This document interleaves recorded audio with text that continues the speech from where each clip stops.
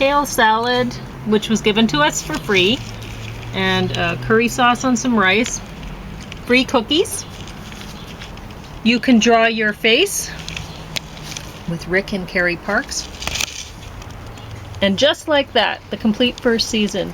Creature from the Black Lagoon, Emily in Paris season 1. And this is the face that I drew from You Can Draw Your Face. It's not my face. This last time I tried to draw my face, but it's a kid's template that she gives. And so then I thought this time, well, maybe I'll try to draw a face and then try to age a face. And it didn't. I am sure that this little boy would end up much more handsome than this young man. So I don't know how well that really turned out. It's hard to tell. But it is hard to tell. I was trying to do something. I don't know if it worked. I have a relative who's quite a good-looking kid, but yeah, when he grew up, he just developed no chin. Oh, interesting. Gets it from the mother, presumably from the father. But guys generally considered much more handsome if they've got. I'm not going to say the more chin, the more handsome, but there seems to be kind of an ideal that involves more chin than not.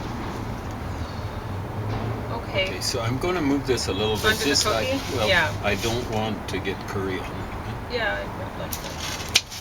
So anyway, I have watched this before, and the last time I watched it was years ago, and watching this made me want to look into unlocking the secrets to drawing faces, which is she said 4 hours in this. I can't remember how long it was, but so I can't say for sure. I might have heard her wrong. The program is 4 hours long? This one is not. But the other one, Unlocking the Secrets. And that one is so worth watching. But watching this made me want to get that video. So I remember getting Unlocking the Secrets out, and it was excellent.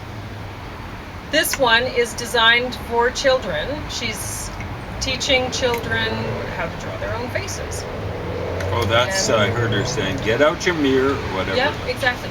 And so if you follow her instructions, you will be able to draw what you look like when you were a little girl, when you were ages 6 to 8, around there, because she gives a template for how far, you just look at it and you go, yeah, that's about that far, because there isn't one in here, as far as I can do that. So what is the template for? How far to put the eyes from the top of the head to the chin to all of the stuff, right? And it changes when a person's young to when a person's youth and to when a person gets older, an adult. And so at the beginning of this, Rick and Carrie were talking about how they teach police officers how to draw faces. When I worked at the cop shop, her husband said, and what we found is that it's easier to teach children than the police officers. Oh, of course. But, and the children, you could see in the video, at first they were kind of standoffish or whatever, and not for long. They really loved learning how to draw the faces. They loved learning from this couple, and anybody would. So, definitely borrow this DVD from your public library, or even if you have to buy it, it would be a great thing to sit down with your child and help them draw their face, or draw faces with them and look at them and go, okay, I'm going to try to, so that they feel like, so that the child feels like, well, we're both learning this together. It's great to show children that it's okay to learn new things when you're older, and it's great to keep learning, right? So anyway, that's what I would do if I had a child I'd be drawing. So that got top of the stack, and deservedly so. It's great. They did a great job on that. Now, I did borrow a bunch of her books and stuff from the library. Didn't like the books, but that other video. Carrie Parks, is that? So great. Now this one, and just like that, the complete first season. I didn't really expect a whole lot from it. I hadn't clued in that there were only 3 of the 4 ladies on the cover until the first episode. They're talking about, hey, where's your other, like somebody saw them in a restaurant and was like, hey, it's just the 3 of you, where's the other one, or whatever. But they talk about her every now and then. Apparently she's in London. And I haven't gotten to the last episode of this, so don't let me know. If you see me, don't say, hey, she ends up in the last episode. It's because I haven't watched it yet, so I don't know.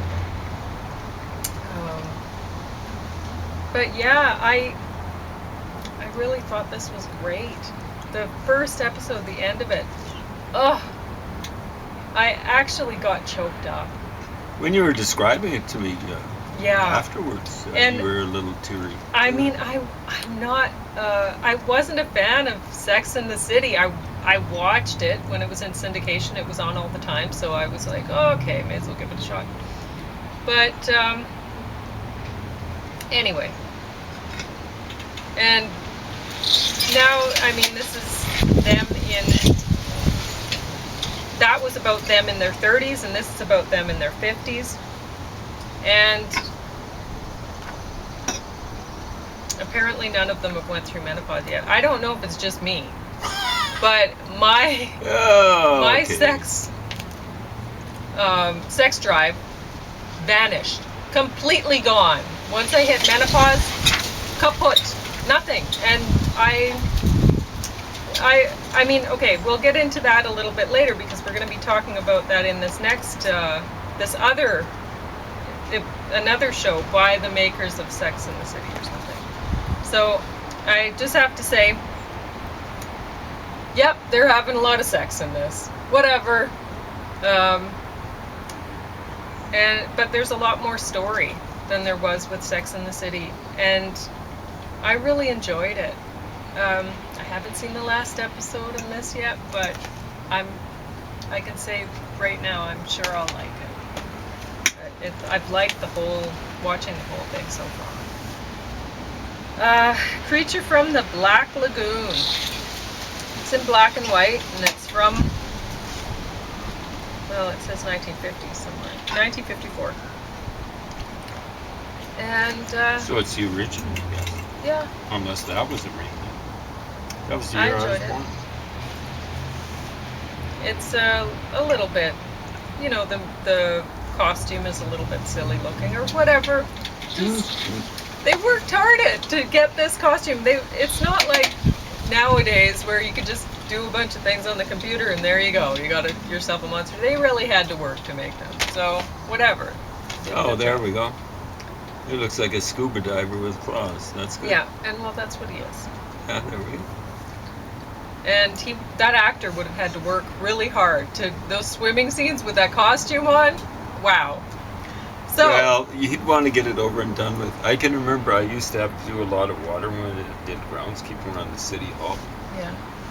And the gloves overnight would get absolutely stinky. So this guy was working in water, right? Mm-hmm. He'd be sweating and all that sort of stuff. I've also heard descriptions of, I think it was Michelle Pfeiffer talking about wearing a cat suit. Yeah. She said it got absolutely stinky. Catwoman. Emily in Paris season 1.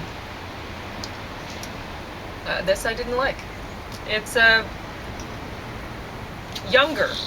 It's aimed at the younger audience. The Sex and the City hit the 30s, and this aimed at the younger 20-somethings, yeah. maybe? And she's in Paris, and there's a lot of sex and whatever. Yeah, you know, in my 20s, sex drive through the roof. I had an extremely strong sex drive. And this is a shock to me. When I hit menopause and flatlined. Nothing. I have zero sex drive. I have a lot of drive to do other things. Like James and I go hiking a lot, and he seems pretty happy with that. I draw faces. I do a lot of other things. I have a lot of drive to get other things done. I definitely have no interest in sex anymore. It's just gone. And honestly, watching shows where people are all into sex, especially when it's older women into sex, I think, come on, were you ever really into sex if you're into it now? Because honestly, I don't believe it. Well, maybe there's. I don't think that I'm an anomaly. Does it work on the testosterone? Does Viagra work on women? I've heard that it does. Okay. So maybe they're all pumped up on that. maybe they are. But honestly, I should have known that something was up. I mean, in the Emily in Paris, they're talking about, they're trying to make a product for, or market a product for women for increasing vaginal moisture or something. Because they're saying, oh, you know, by the time you get older as a woman, you have everything figured out, and then it just, there's no moisture there, and it's like a kind of punishment or something. No, if you're not using it, you don't notice, honestly. And I think that women are just built that way. You're not meant to be, you can't get pregnant anymore. You're not meant to be thinking that way. So why are you having sex? Are you having sex because you're insecure? You should have grown out of that when, like, in your teens or something. I don't understand it. So I don't know. Even watching shows with young people having sex all the time, I'm like, God, where's the fast forward? You know, honestly, it's just boring for me now. I think about, wow, I used to find sex really exciting, and it's like now I'm a different person, you know. I'm thinking about that person. It's like, wow, how silly she was to get caught up on all this stuff or whatever. Or just different, you know, thinking of me as just, wow, so different. I can't really relate. I can't relate to me as a younger person. I know how it was, but at the same time, I don't feel it anymore. So, and it's great with this, and just like that, this one of the women, you may have noticed, she now has silvery white hair, and she used to be a redhead. So that one woman, yeah, and she's let her hair go natural, and they talk about it. Was she always too thin, or she looks? I don't know if she's too thin. Okay. She's the one that seems okay. Well, she seems okay to me. But anyway, no, Sarah Jessica Parker has always been too thin, but she has a thin face, so she looks thin too. Yeah. So that might just be it. Anyway, but in this show, I would actually like it for some older woman to come up and say, well, get your fill of the sex, because by the time you hit menopause, kaput. Where's Betty White when you really need her? And she'd be capable of delivering that, right? I don't know.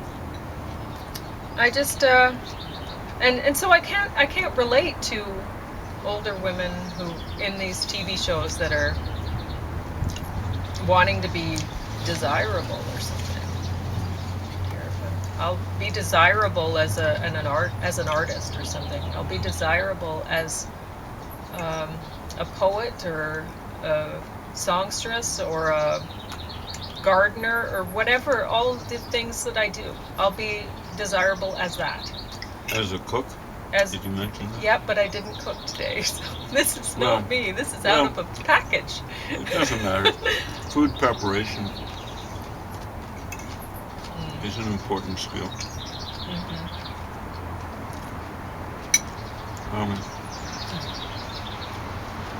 Yeah, you know, we're dealing with Hollywood here, even if we're dealing with TV.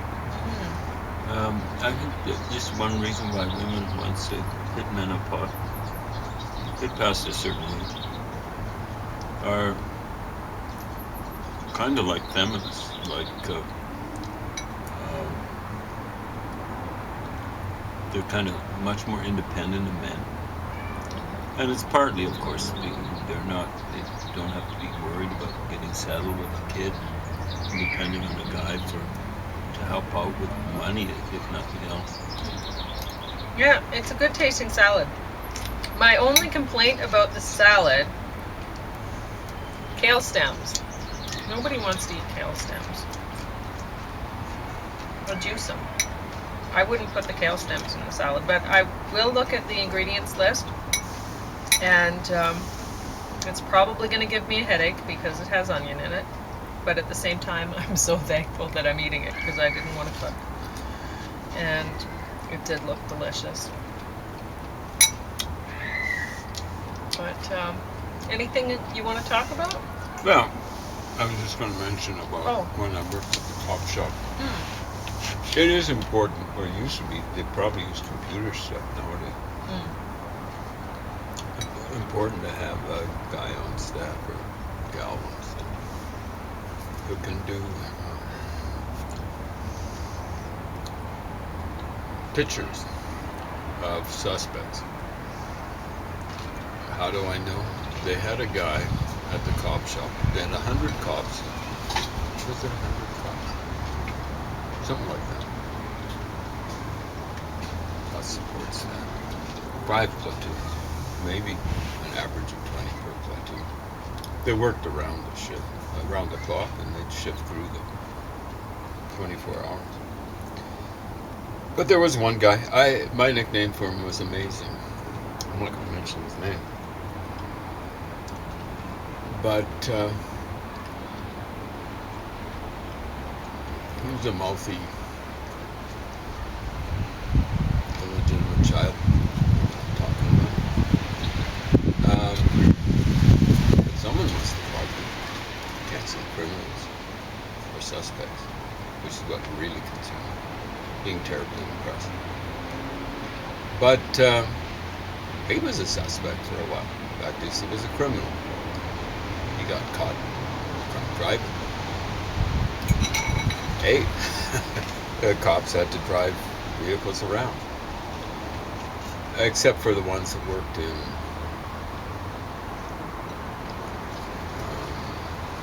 the equivalent of CSI. They called it something else. But probably still is. But he must have impressed someone because they allowed him to get training to be a police artist. And then he became their official, not unofficial police artist. And he kept that role even when he got back his license. And talk about a make-work project, because the police, this had been years after his original bust, they were complaining about, they weren't mentioning the guy by name, they said, man, can't we get something better for renderings of suspects than balloons with ears? Balloons with ears. It's important. Like, how is that supposed to help? Some poor victim trying to identify someone. Hey, we're so lady, we're looking for someone who looks like a balloon with ears. Thank you. And the next person comes. We're looking for someone who looks like a balloon with ears. On and on. So that guy, he should have just been turfed. And I'm speaking as his employer, because as far as I'm concerned, I don't care how it's thought of officially in terms of management and stuff like that. If you pay someone's wages, you're their employer, and that is ultimately, with public enterprise, including public police forces, the taxpayer is the employer, not management. The taxpayer is the employer. The taxpayer is the employer of the management. And they do have management in cop shop. At least in Canada. Or here in Lethbridge. I don't know how. I don't know if they even have a police commissioner here. It's more of an American thing. They had a police board. And I'm not even sure if they were elected.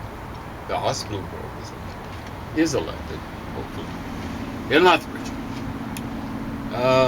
What else do I want to talk about? There's so much I don't want to talk about that has to be talked about. I was thinking of something and I forgot. Can't have been that important, or it was so important it stressed me out, and this stress made me forgetful. That's more like it. So I was saying the other day, if you guys were following, that I'd scored a second copy of this book. It's a collection of stuff about Hunter S. Thompson. And here he is breaking the flag. He's doing that ironically. The sad thing is, I think he's mocking the Olympic winners and stuff like that. For the United States, they'll parade, like let's say they win a race, they'll parade around, they'll do a victory lap, parade around, wrap themselves in the flag.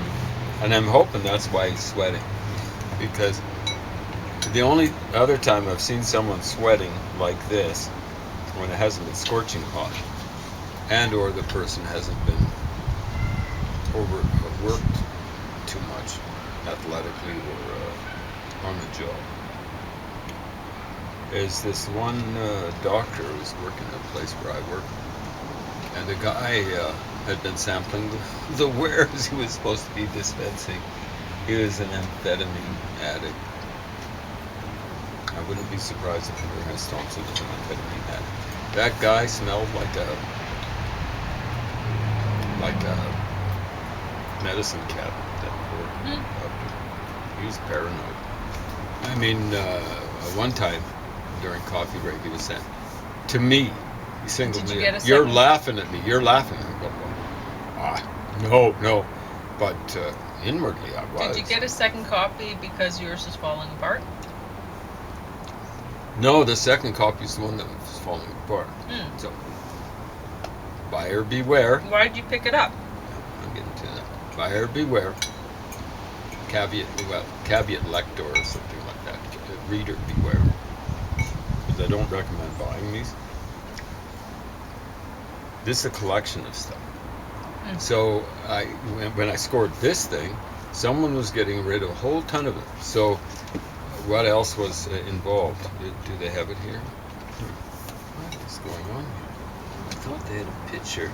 Yeah, in this one, in the back of it, they've got pictures of other things in this kind of series. Maybe they've got it.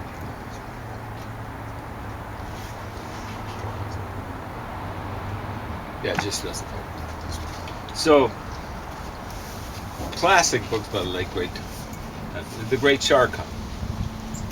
I don't think I got that one, but I did get Kingdom of Fear, where he's flashing the bird. That's a nice bird. He's not flashing the bird at us. He was eating, right? He's cleaning his bill off now.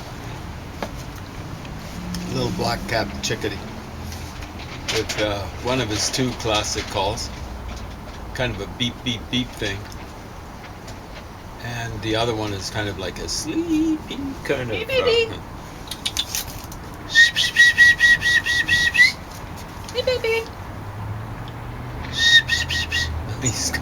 He's going back to the windowsill. Oh, there we go. I have lots over there. He's got one. Yeah, exactly. Well, yeah, we can tell. I get the impression in one of the parks we go to, it's not a preserve. Don't worry, nature preserve. They sometimes come down just to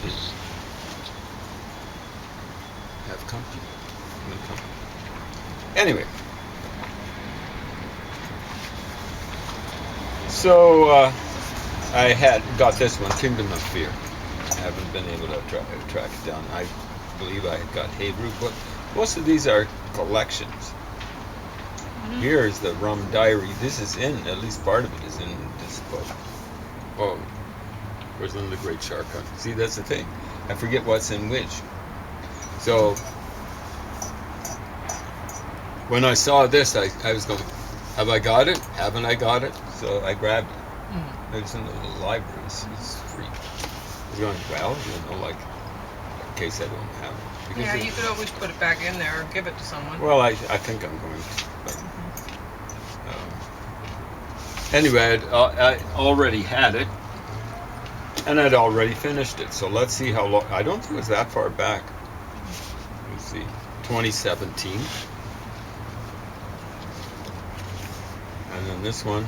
Did I even put in when I finished it? Yeah, 2023. So it's 6 years ago. So assuming, and it's partly an indication maybe that he's not as flashy a writer as he's given credit for. Some of his stuff is pretty good. So what I'm going to say about him is he's not an analyst, not even a journalist, even though it's supposed to be gonzo journalism. He's a humorist. I take it as that. Anyone who takes him seriously as an analyst is kind of goofy. Now, that I'm not using that as an argument. He's goofy, therefore he's a lousy analyst. He's an analyst, lousy analyst, therefore he's goofy. And that's not an argument. I'm just giving you a conclusion. Let's look at how goofy he was. How bad an analyst he is. Yeah, like he hated Richard Nixon. Justifiably. Uses all sorts of, worse than, or better than, dismissatory terms when describing Nixon. But he uses similar terms, not the same terms as I recall, to describe the guy who ran against Nixon in 1968. And then the guy who maybe should have run against Nixon in 72. Edward Muskie. 68. It was Hubert Humphrey. I think his middle name started with an H too. You'd think it would be the same thing for Ronald Reagan, but I think it's Ronald Wilson Reagan. So, how bad was? I mean, it's I can remember he called him something like repeatedly, like a little gutter snipe or something like that, a little ward healer. All that sort of stuff, and when I was a kid I was going, Humphrey must be a real bad, verging on right-winger Democrat. No, he's from Minnesota, a liberal Democrat. Yeah, he was wanting to continue the Vietnamese War, but I think he would have gone with the flow. So, absolutely shameful. Hunter S. Thompson, calling him, corrupt and all this sort of stuff. God, makes me want to at least spit. I won't puke. I won't do the big spit. I won't even do the little spit. But it makes me want to. Maybe even on this picture. Shameful.